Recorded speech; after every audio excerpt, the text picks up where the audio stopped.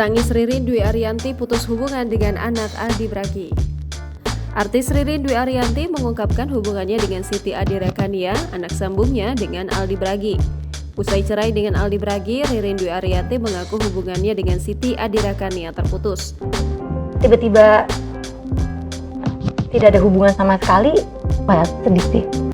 Putusnya hubungan dengan anak Aldi Bragi, Siti Adirakania, amat disayangkan Ririn Dwi Ariyanti. Pernikahan Ririn Dwi Ariyanti dan Aldi Bragi yang telah berusia 10 tahun itu kandas lewat perceraian di Pengadilan Agama Jakarta Selatan pada 30 Desember 2021.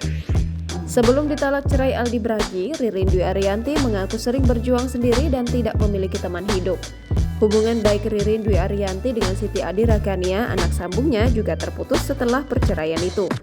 Siti Adirakania adalah anak Aldi Bragi dari pernikahan pertamanya bersama pedangdut Ikke Nurjanah. Meski demikian, Ririn Dwi Ariyanti mengaku tak memutus tali silaturahmi. Selama menikah, salah satu alasan Ririn Dwi Ariyanti tetap mempertahankan perkawinannya dengan Aldi Bragi karena ada Siti Adirakania. Sambil menahan tangisnya yang pecah, Ririn Dwi Ariyanti ikhlas apabila hubungan dengan anak sambungnya itu terputus karena perceraian.